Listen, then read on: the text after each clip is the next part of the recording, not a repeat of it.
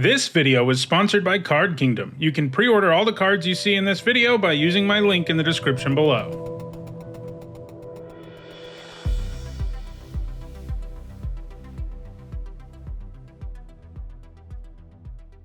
Hi everyone, I'm Nissa, and today I'm continuing with my March of the Machine Limited set review. So far I've looked at the multicolored, colorless, and white cards, and today we're continuing with blue. For each card I'll discuss how good I think they'll be in Limited, and I'll sum up my thoughts by using a letter grade. If you're new to my set reviews, you can find out what my grades mean by looking in the description. A couple of things to keep in mind as we look at these cards. First, I'm only evaluating these for play in Limited and not in any other formats, and that means only cards that appear in draft boosters appear in this video. Also, these are my evaluations of these cards before actually playing with them, so I of course won't be right about everything. I'll be providing updates about the format here on the channel as I play it more and more. Lastly, I want to let you know that I'm offering some set review related perks for both patrons and channel members. You get access to my ongoing notes during preview season, and at the end of the set review, you'll also have a spreadsheet with all of my grades. If those perks sound interesting to you and you want to support the channel, you can find ways to become a channel member or a patron in the description. Alright, let's take a look at our first blue card,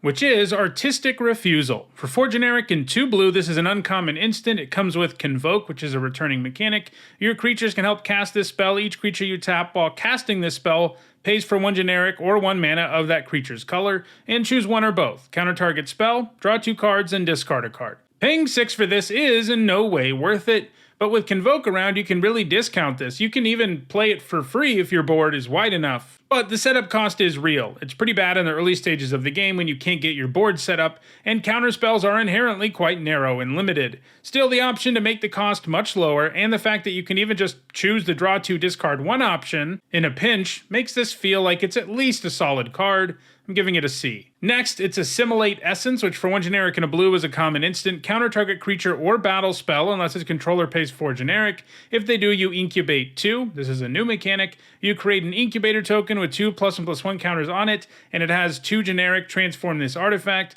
It transforms into a 0/0 Phyrexian artifact creature. This is a neat design. Early, it can counter the majority of cards in your opponent's deck, and fairly efficiently too, and then later in the game, if they can pay it, you at least get a consolation prize. Obviously, it's better in a world where it's always countering things, but this kind of counterspell becomes kind of a blank card in the extreme late game, and at least you get something out of it in that situation. So I think this looks like it's going to be a pretty good counterspell in the early game, and the additional effect keeps it from being a complete disaster in the late game. I think that makes it a C. Next up, it's Astral Wingspan, which for 4 generic and a blue is an uncommon enchantment aura with Convoke. It has enchant creature. When Astral Wingspan enters the battlefield, draw a card. Enchanted creature gets +2/+2 and has flying. Anytime an aura comes with draw a card attached to it, it makes a really big difference. Auras can be really dangerous to use when they don't give you some sort of value up front, because if your opponent can deal with a creature you put it on, well, you just got 2 for 1, and your chances of winning the game just went down precipitously. Now, you still have to be careful about when you cast this, since they can still respond by removing the creature you target, but as long as you pick the right spot, this is going to feel pretty nice.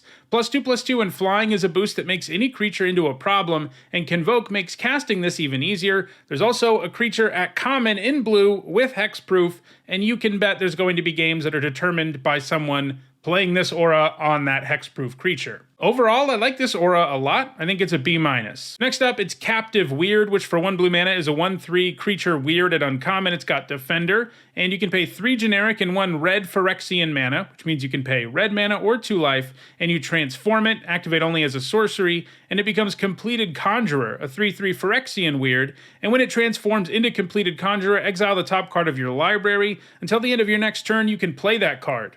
This looks really good to me. A 1 mana 1/3 with Defender isn't exactly impressive, but this transforms quite easily, and it does block reasonably well if you do play it early. Because of Phyrexian mana, in the later part of the game, you can look at this as a 4 mana 3/3 you pay 2 life for that draws you a card, which is a pretty good card, and obviously you can pay it in installments to make it even better than that. This is going to give you a nice 2 for 1 most of the time. I'm giving it a B. Next up, it's Change the Equation, which for 1 generic and a blue is a common instant. It says choose 1 counter target spell with mana value 2 or less, or counter target red or green spell with mana value 6 or less. The base level of this card isn't that good, since most opponents won't really have enough spells that this can hit. Obviously, against red and green opponents, it's great, but the floor is bad enough that I don't love the idea of playing it in my main deck. It's not a complete disaster if you do. A relatively large percentage of your opponents will be playing red or green, and this will be able to hit spells some of the time, even when you're not playing against red or green, but it's probably still just a D in your main deck because it's a little too inconsistent, but it's a C+ out of your sideboard. Next up, it's Chrome Host Seed Shark, which for 2 generic and a blue is a 2/4 Phyrexian Shark at rare. It's got flying, and whenever you cast a non-creature spell, you incubate X, where X is that spell's mana value. This has great base stats, and it has the ability to give you a whole lot of creature tokens, and it's certainly a must-kill threat as a result. Obviously, it's best suited to a deck like blue-red, but it's going to be really good in any blue deck that plays it. This is a bomb, giving it an A-. Next up, it's Complete the Circuit, which for 5 generic and a blue is a rare instant with Convoke. You may cast sorcery spells this turn as though they had flash, and when you next cast an instant or sorcery spell this turn, copy that spell twice. You may choose new targets for the copies. This asks a lot of you. You need to be able to convoke it because if you pay the usual 6 mana for it, you're unlikely to also be able to play a spell. The good news is that it's an instant, so using it at the end of your opponent's turn and casting a spell, even a sorcery, after you do that, isn't a stretch. Basically, if you have enough spells worth copying, this is something you'll play. The problem is, I don't think it's a foregone conclusion that every blue deck in the format will be able to effectively use this card, so it probably needs a build-around grade. If you're in blue-red, the deck that's about spells and Convoke, this fits your deck perfectly. If you're not, you're going to have a much harder time playing it. I think it's probably a D in your typical blue deck in the format, and a B in a deck that gets there on checking off the fact that it can convoke easily and it can cast lots of spells, which again, mostly means blue-red. Next up, it's Corruption of Tawashi, which for 4 generic and a blue is an uncommon enchantment. When it enters the battlefield, you incubate 4. Whenever a permanent you control transforms, or a permanent enters the battlefield under your control transformed, you may draw a card. Do this only once each turn. This looks like a really strong payoff for transforming things, and it comes with a built-in way to draw you that first card. So on its own, it's sort of a 7 mana 4/4 that draws you a card, and you can pay that in installments. That isn't great, but it's sort of a passable baseline for a card that is a pretty real value engine. But this is another card that does really need a build-around grade. Blue-green is the deck that's the most interested in getting value out of things transforming. This, by the way, will work with battles, it'll work with incubator tokens, and it will work with the cards that can transform for Phyrexian mana. So there are enough cards around for you to reach a critical mass where Corruption of Tawashi can be really good, but it's probably a D in your typical deck in the format, and a B in a deck with lots of ways to transform stuff, which probably means blue-green. Next up, it's Disturbing Conversion, which for 1 generic and a blue is a common enchantment aura with flash and enchant creature. When it enters the battlefield, each player mills 2 cards. Enchanted creature gets -X/-0, where X is the number of cards in its controller's graveyard. Blue-black is interested in milling both players in this format, so this seems like a decent card for that type of deck.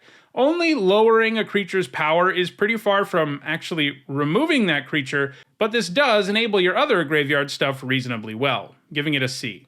Next up, it's Afara's Dispersal, which for 2 generic and a blue is a common instant. It costs 2 generic less to cast if it targets an attacking creature. Return target creature to its owner's hand, surveil 2.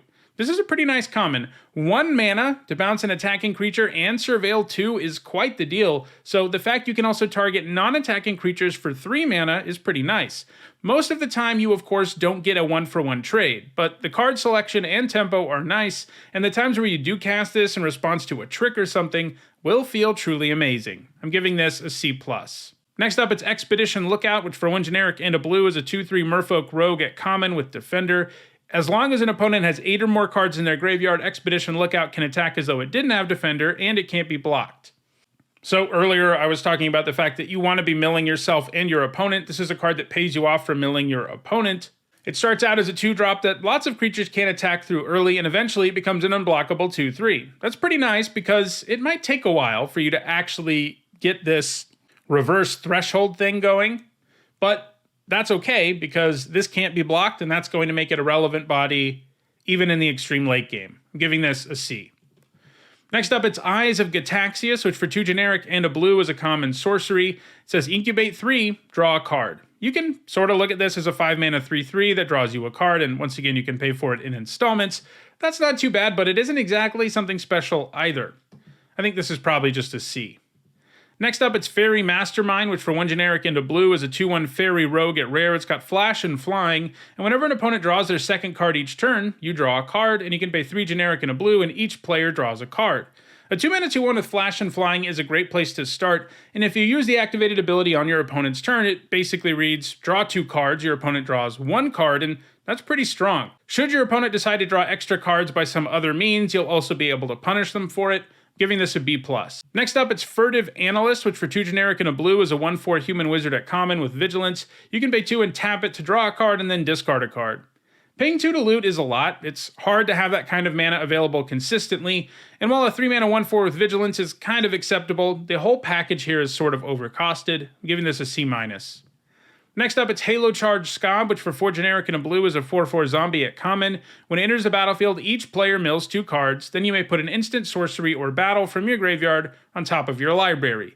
This has some bad stats, and I don't love the Enter the Battlefield ability either. Again, blue-black is interested in this mill effect, and that certainly is something this does, but putting a card on top of your library is always worse than it seems at first. I'm giving this a C-.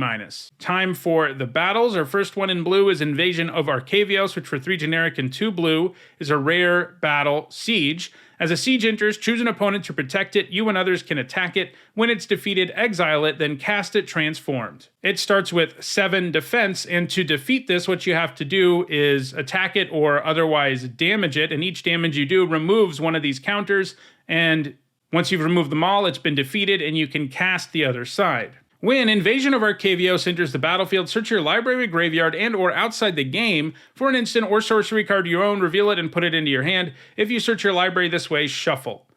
And when you defeat it, you can cast it as Invocation of the Founders, an enchantment that says, whenever you cast an instant or sorcery spell from your hand, you may copy that spell. You may choose new targets for the copy. This looks pretty bad and limited, unfortunately. A 5-mana tutor is awful, and while this does become quite powerful, if you manage to defeat it, the fact it doesn't do much up front to help you get there is a problem, especially because it starts with 7 defense. It just seems like it's going to be too hard to flip, and the base card just isn't good enough in your typical limited deck. I think this is a D. Next up, it's Invasion of Kamigawa, which for 3 generic and a blue is an uncommon battle siege. It starts with 4 defense, and when it enters the battlefield, tap target artifact or creature an opponent controls and put a stun counter on it. When you defeat it, you can cast it as Rooftop Saboteurs, which is a Moonfolk Ninja, a 2/3 with flying, and when it deals combat damage to a player or battle, you draw a card. I like this battle. Stunning something for a turn is a nice effect, especially when it can help you more quickly get Rooftop Saboteurs on the battlefield. Once you've done that, you've got a great creature that will net you impressive card advantage. You are, of course, overpaying for the front side of the card to some extent, but the payoff you ultimately get is pretty good. I'm giving this a B-. Next up, it's Invasion of Segovia, which for 2 generic and a blue is a 4 defense battle at rare. When it enters the battlefield, you make 2 1/1 Krakens with Trample, and when you defeat it, you can cast it as K2's Sea Tyrant of Segovia, a 3/3 legendary serpent that gives non-creature spells you cast Convoke, and at the beginning of your end step, untap up to 4 target creatures. 3 mana for 2 1/1s isn't the worst rate, especially because there's a lot of blue Convoke in the set, and this can help you attack this battle and get a very nice creature more quickly. I'm giving this a B. Next up, it's Invasion of Vryn, which for 3 generic and a blue is an uncommon battle siege. It starts with 4 defense, and when it enters the battlefield, you draw 3 cards and then discard a card, and you can cast it after you defeat it as Overloaded Mage Ring, an artifact, and you can pay 1 and tap it to sacrifice it and copy a spell you control. A sorcery speed Sift isn't a terrible card, though if this is a format where you really need to add more meaningfully to the board, it might be a little too clunky. The thing that it transforms into isn't insane, but do keep in mind that it can copy any spell, including creature spells, so it's more flexible than most spell copying effects are. Doubling a removal spell is also really great, of course, but I am a little skeptical about how much I'm going to want to tap out and pay 4 for something that doesn't impact the board directly, so I'm starting this at a C+. Next up, it's Gin-Gitaxias, which for 3 generic and 2 blue is a 5/5 legendary Phyrexian Praetor at Mythic Rare. It's got Ward 2. Whenever you cast it on creature spell with mana value 3 or greater, draw a card, and you can pay 3 generic and a blue and exile it, and then return it to the battlefield transformed under its owner's control. Activate only as a sorcery, and only if you have 7 or more cards in hand. If you do transform it, it becomes a Saga, the Great Synthesis. Chapter 1 draws cards equal to the number of cards in your hand. You have no maximum hand size for as long as you control the Great Synthesis. Chapter 2 says return all non-Phyrexian creatures to their owner's hand. And Chapter 3 says you may cast any number of spells from your hand without paying their mana costs. Exile the Great Synthesis, then return it to the battlefield, front face up. Transforming this in Limited is not going to be easy. You're not going to be able to hold on to 7 cards in your hand, even with Gin-Gitaxias drawing you extra cards, because if you're doing that, that means you're not playing anything, and that means you're probably losing the game. But the good news is, not casting him is not a big deal, because a 5-mana 5/5 with Ward 2 that draws you extra cards is a really great card already, and on the rare occasion when you do transform it, it does pretty much automatically win you the game. I do think most of this card's weight should be placed on the front side. Transforming it just isn't easy, as I said. So I think it's only a B+, and that's basically the grade I would give to the front side card alone. Next up, it's Meeting of Minds, which for 3 generic and a blue is a common instant with Convoke, and you draw 2 cards. This being an instant is kind of a big deal. In many situations, it can be a really good version of Divination, and in a format with a spell deck that is good at convoking, this seems like exactly what the Doctor ordered. You probably don't want too many of them as they can get awkward in multiples and they don't impact the board, but I think the first copy is something you're going to pretty much always want, giving it a C+. Next up, it's Moment of Truth, which for 1 generic and a blue is a common instant. It says look at the top 3 cards of your library, put one of those cards into your hand, 1 into your graveyard, and 1 on the bottom of your library. This is a nice upgrade on Anticipate, since now you get to put something in your graveyard.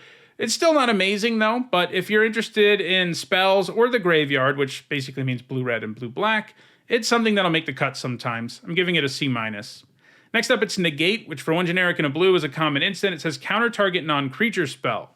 Normally, Negate is a sideboard card in Limited. It's like a D in your main deck, but I have a feeling that in this format where they've jammed in these 36 battles, your opponent is going to have a larger number of non-creature spells than usual, and countering battles is a big deal because they're such a big part of the format. And of course, you can also counter all these other things that Negate can always counter. So I think this is actually a C. I could see myself being wrong here, but I would be really surprised if battles don't play a huge role in this format, thus making Negate better than it usually is. Next up, it's Oculus Whelp, which for 3 generic and a blue is a 3/2 Phyrexian dragon at common. It's got flying, and as long as you control a transformed permanent, it has when this dies, draw a card. A 4-mana 3/2 flyer is like a D these days, but if this replaces itself when it dies, it does get significantly better. The usual problem with casting something that costs 4 or more mana and has 2 or less toughness is that your opponent can get a very easy tempo advantage when they point a 1 or 2 mana removal spell at it. But this hedges against that a little when you have a transform permanent around, since getting the 2-for-1 makes that feel a lot less awful. Still, even in the blue-green deck, you won't always be able to get this going, and the baseline is still pretty mediocre. I'm giving it a C. Next up, it's Omen Hawker, which for 1 blue mana is a 1/1 Cephalid Advisor at uncommon. You can tap it and gain colorless and a blue. Spend this mana only to activate abilities. This format does have a decent number of activated abilities, and I think the main idea here is that you'll be using this to transform your incubator tokens. You'll be using this also to transform your permanents that need Phyrexian mana to transform. You know, blue has a bunch of transform payoffs in it, but I still feel like the mana this gives you is restricted enough that I'm not thrilled about the idea about playing this 1 mana 1/1. I'm giving this a C. Next up, it's Oracle of Tragedy, which costs 1 generic and a blue for a 1/3 human wizard at uncommon. When it enters a battlefield or dies, choose one. Draw a card, then discard a card, or shuffle up to 4 target cards with mana value 3 or greater from your graveyard into your library. So a 2 mana 1/3 that loots when it enters and loots when it dies is a pretty nice card. It's going to let you see, significantly more cards than you normally would. The other ability isn't going to come up nearly as often. These sorts of effects just don't usually matter, but blue-black does mill itself, and maybe you end up wanting to shuffle like really good cards back into your deck when your deck's really small. Mostly though, I'm looking at this as a 2 mana 1/3 that loots when it enters and loots when it dies, and I think that's a C+. Next up, it's Order of the Mirror, which for 1 generic and a blue is a 2/1 human knight at common. You can pay 3 generic and a white Phyrexian mana to transform it. Activate only as a sorcery. It becomes Order of the Alabaster Host, a 3/3 Phyrexian knight, and when it becomes blocked by a creature, that creature gets -1/-1 until end of turn. A 2 mana 2/1 is well below rate these days, but this can transform the turn after you play it, and a 3/3 with this ability does tend to stay relevant for most of the game. It is not easy to block effectively when it makes everything get -1/-1. I'm giving this a C+. Next up, it's Preening Champion, which for 2 generic and a blue is a 2/2 Bird Knight at common. It's got flying, and when it enters the battlefield, you create a 1/1 blue and red elemental creature token. So this helps you do convoke stuff in addition to having the Knight creature type, and it's just a really good rate in general, so you'll be pretty happy playing this in every single blue deck. I'm giving this a B-. Next up, it's Protocol Knight, which for 3 generic and a blue is a 3/4 human knight at common. When it enters the battlefield, tap target creature an opponent controls, put a stun counter on that creature if you control another knight. The baseline here is definitely a little bit below rate, but a creature that comes down and stuns something usually plays really well in limited since you add to the board and really downgrade your opponent's board. If you're in blue-white, setting this up so it does this is going to feel great, and it's also going to be pretty easy. And it will feel well above rate when you can pull that off. I think the gap in how good this is wide enough that I do want to give it a build-around grade because it's probably like a C- if you're not getting the stun counter and also getting extra value out of this being a knight. But if you're in the blue-white deck, it's probably one of the best commons in the set. It's probably like a B. Adding to the board and effectively subtracting from your opponent's board with 1 card is just a huge tempo play that is really powerful. Next up, it's Saiba Cryptomancer, which for 1 generic and a blue is a 0/1 Moonfolk Ninja at common with flash and backup 1, and this is the card I was talking about earlier, it has hexproof. It's been a while since they've given us a creature at lower rarity that just straight up has hexproof, and I don't feel great about them doing that. Obviously, this can lend hexproof to another creature temporarily, but because this always has hexproof, this is a case where you might just want to put the counter on the Cryptomancer itself, since you know your opponent's not going to be able to deal with it with the vast majority of removal in the format. That also means that this is a spicy place to put +1/+1 counters, or that aura we saw earlier. And like I said, there's going to be some games that are just determined by someone slapping that aura on the Cryptomancer and the Cryptomancer just killing them in the sky. It's got a good baseline, it combos well with the stuff that's going on in the format. I think it's a C+. Next up, it's Rona, Herald of Invasion, which for 1 generic and a blue is a 1/3 human wizard at rare. When you cast a legendary spell, you untap Rona, and you can tap her to draw a card, then discard a card. You can also pay 5 generic and a black Phyrexian mana to transform her, activate only as a sorcery, and she becomes Rona Talarian Obliterator, a 5/5 legendary Phyrexian wizard with trample, and when a source deals damage to her, that source's controller exiles a card from their hand at random. If it's a land card, you may put it onto the battlefield under your control, otherwise you may cast it without paying its mana cost. Even if you have 0 ways to untap her in your deck, which is kind of unlikely because of the Multiverse Legends bonus sheet, you're probably going to have like 2 legendary creatures in most decks. But even if you don't end up with any other legendary creatures, the front side is an upgraded Merfolk Looter, and that's a great limited card. Looting is a great way to drastically improve your card quality, and when you're doing it for free, it's amazing. Once transformed, she gets a much more relevant body, and her ability does make it a pain for your opponent to interact with her in any way. The bummer will come when your opponent, doesn't have a whole lot going on in their hand, but the threat of that ability is very real even when they only have 1 card, and a 5/5 Trampler is relevant on almost any board anyway. I'm giving this a B+. Next up, it is C Double, which for 2 generic and 2 blue is a rare instant. It can't be copied. Choose one. If your opponent has 8 or more cards in the graveyard, you get both. The first option is copy target spell. You may choose new targets for the copy. And the other option is create a token that's a copy of target creature.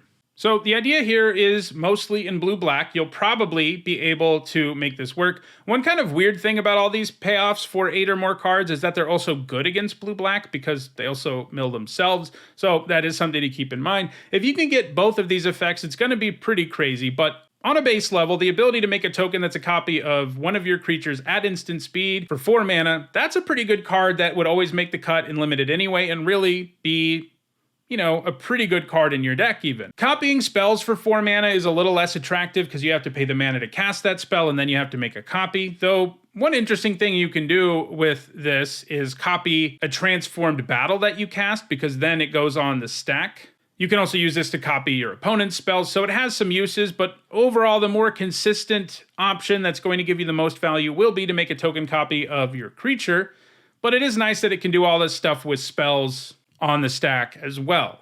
Getting both of these options will happen, especially if you're in blue-black, but it's not going to happen so often that this is going to be completely insane or anything. But overall, this card looks pretty good. I'm giving it a B.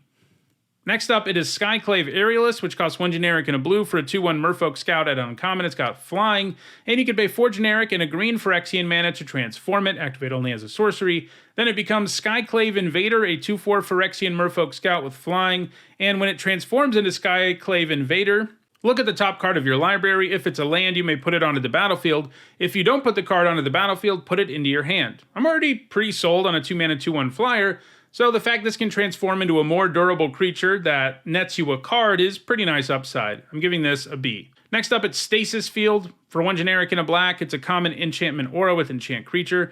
Enchanted creature has base power and toughness 0/2, has defender, and loses all other abilities. This type of removal is never as good as it might look at first. This is mostly because it allows your opponent to hold on to some value from their creature. Sure, the best it can do most of the time is chump block, and that may not sound like much, but that makes this a lot worse than most removal is. Good removal actually removes a creature entirely, makes it so it can't attack or block. The fact that your opponent can blank one of your attacks, even after you spend a card and 2 mana on this, kind of means you come out behind when you play this. It does still shut down any creature for 2 mana, so it's not a bad card by any means, but it's also nowhere close to being premium removal. I'm giving it a C. Next up, it's Temporal Cleansing, which for 3 generic and a blue is a common sorcery with Convoke. The owner of target non-land permanent puts it into their library second from the top or on the bottom. A sorcery that always did this for 4 would probably be like a C-. It's definitely removal, but very clunky, and the fact it can't be a more permanent answer for many creatures can be a problem. It is interesting that you can make your opponent reset a battle with this, but most battles have good enter the battlefield abilities. I'm not sure you really want to be doing that. With Convoke in the mix, I think this probably comes out as a C. Next up, it's Thunderhead Squadron, which for 5 generic and a blue is a 3/4 human knight at common with Convoke, and it has flying. If you tap only 1 creature to cast this, you're getting a passable deal, and if you can cast this for less, obviously it starts to be pretty efficient. The base level of the card is pretty bad though. A 6 mana 3/4 flyer is abysmal, and sometimes you're just not able to Convoke because of what might be going on the board, so I think this is probably just a C. Next up, it's Tidal Terror, which for 4 generic and 2 blue is a 5/6 octopus at common. When it attacks, you may tap 2 other untapped creatures you control. If you do, can't be blocked this turn, and it has island cycling for 2 generic. This 6 mana 5/6 plays well with all the Convoke stuff going on because you're going to have extra bodies to tap, and it can be a finisher in the late game for decks like that. Island cycling really upgrades the card as it allows you to throw this away in the early game so that you can hit your land drop, and when you play it late, it's not an irrelevant creature at all. I think it's a C+. Next up, it's Transcendent Message, which costs X and 4 blue mana. It's a rare instant with Convoke, and it says draw X cards. I think this will be easier to cast than it looks. I mean, quadruple blue can normally just make a card really bad in limited because having that kind of mana, even on turn 12, isn't very likely. Or at least it's not a guarantee. But the fact that if you have blue creatures in your deck along with islands, that will allow you to pay that 4 blue a little more easily. If you have a big board, this can draw you a ton of cards. But the flip side of all of that is there's going to be a lot of times where this is just in your hand, uncastable, and you can't do anything with it. It seems like a pretty sweet card that's sort of a win condition in the extreme late game if you're a control deck, because drawing all these cards will really allow you to outcard your opponent. But the cost of drawing this early and having it be god-awful is really, really bad. So I think in the end, it probably averages out to a C. Next up, it's Wicked Slumber, which for 3 generic and a blue is an uncommon instant with Convoke. Tap up to 2 target creatures, put a stun counter on either of them, then put a stun counter on either of them. This can be pretty great. As usual, the best way to use this sort of thing is to tap your opponent's stuff during their turn so that you get 2 attacks where those creatures are out of commission. This can often win you the game on its own if you're the beatdown, and the fact you can Convoke this means casting it will be extra easy. It's also nice that you can choose a couple of different ways to use this. It always taps 2 creatures, but you can put 1 stun counter on each creature or 2 on 1 creature if that's better. I see myself running one of these in just about any blue deck that has a decent number of creatures. It's definitely situational, but that first copy has a really high ceiling. I'm giving this a C+. Next up, it's Xerex Strobe Knight, which for 2 generic and a blue is a 2/2 human knight and uncommon. It's got flying and vigilance, and you can tap it to make a 2/2 white and blue knight creature token with vigilance. Activate only if you've cast 2 or more spells this turn. This looks quite good to me. Its baseline is that it's a Windrake with vigilance, which is a card that would usually make the cut, and you'll be able to spit out a token with this often enough for this to deliver some pretty impressive value. Even just getting 1 token out of it feels pretty insane. If you get to do more than that, it's going to feel truly outrageous. I'm giving it a B. Next up, it's Zephyr Singer, which for 2 generic and 2 blue is a 3/4 Siren Pirate. At rare, it's got Convoke, it's got Flying, it's got Vigilance, and when it enters the battlefield, you put a flying counter on each creature that convoked it. This looks great. A 4-mana 3/4 with Flying and Vigilance is an amazing card already, and the fact that this has Convoke means you'll be able to cast it even more easily than you might otherwise be. Casting this on like turn 3 is very doable. And what really sells me on this card is that it gives flying to the things that convoke it. So that means it's going to leave behind some value. Even if your opponent kills it, you'll have at least granted flying to something. Sometimes you'll grant flying to like 4 things, and your opponent is dead in the water, regardless of whether they kill Zephyr Singer. I think this is a bomb. I'm giving it an A. And our last card is Zhalfirin Shapecraft, which for 1 generic and a blue is a common instant. Target creature has base power and toughness 4/3 until end of turn. Draw a card. This is a pretty nice trick. It's not too different from Suit Up, a blue trick that performed really well in Kamigawa Neon Dynasty. It's probably not quite as good. That cost 1 more mana, but made the creature a 4/5, and that was a size that could win combat with almost anything, and that's less true of a 4/3. But this does cost 1 mana less, and it has the capacity to deliver some pretty impressive 2-for-1s. It also plays pretty well with +1/+1 counters, because then the creature, its base power and toughness will increase, and then it'll get a counter. The fact that this draws you a card is what really makes it nice. They used to print this sort of effect all the time that didn't have draw a card on it, and it's a heck of a lot worse when that's the case, because most of the time this is not offering that big of a buff to like a 2/2 creature. Paying for +2/+1 isn't that good of a rate, but adding draw a card really makes a difference, as we've seen with several tricks in the recent past. And I think this is another good trick in that line of good blue tricks we've seen lately. I think the first copy looks like a C+, and something every creature-heavy blue deck is probably going to want to play the first copy of.